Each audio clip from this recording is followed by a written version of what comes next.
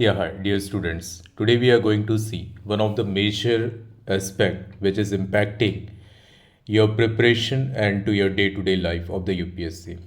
It's all about the digital distraction trap.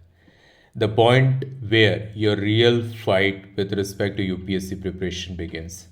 Let's be very honest. This UPSC preparation is not a fight against lakhs and lakhs of students or candidates or aspirants per se. Rather, it's a fight against yourself. It's a fight against your mind. When you prepare for this examination, when you appear for the examination, you don't lose to a question paper, either of prelims, mains, but you lose to a notification. Notification of what?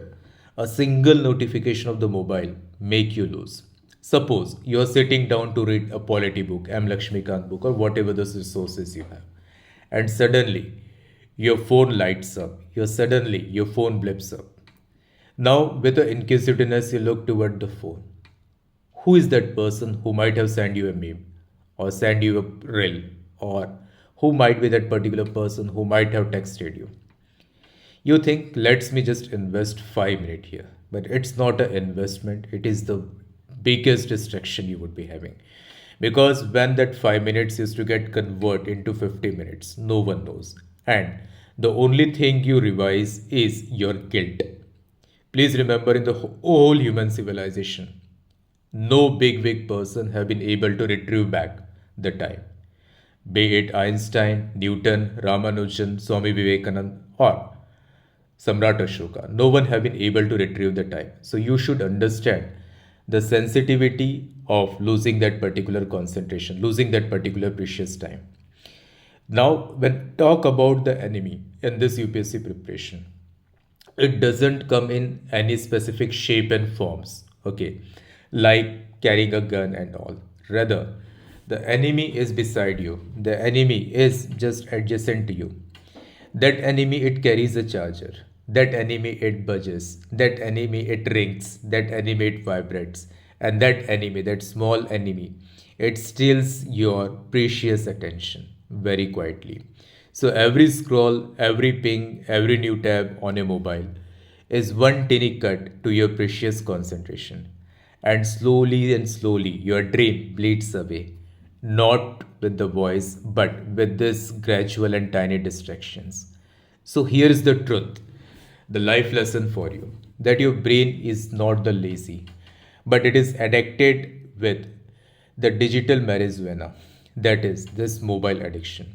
So every time you check your phone or mobile, your brain gives you a reward chemical, that is dopamine.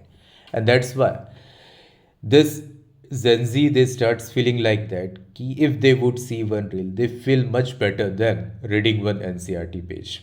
Okay, so please remember that kind of addiction is very bad. But per se, dopamine secretion of this dopamine chemical isn't bad. But for the secretion of this chemical inside your brain as a stimulant, you have to train your brain when to have the secretion of this particular effluent. Reward yourself, not for scrolling, but for studying. And then that secretion of dopamine, that chemical, would help you to cherish that real success. Finish one page, feel proud. Complete one test, celebrate. Trick your brain into loving the syllabus. And this is the whole chemistry of getting the success. Every topper you have heard about, they didn't have any supernatural focus or superman kind of, superwoman kind of intellectualism. They had the normal mind, just like you and me. But they learned to protect their focus like treasure. They built small island of silence with a rigorous patience. Hours and hours they devoted with respect to table and chair. No phone, no word, just with them and their book. And that's how the focus used to get built. One quiet at a time. Slow and steady wins the race.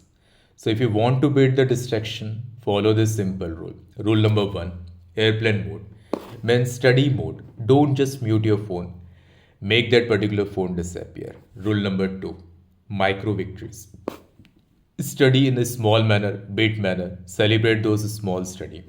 Read 10 pages, give yourself a small break. Let your brain feel success. Rule number three, Choose your social media very, very, very wisely.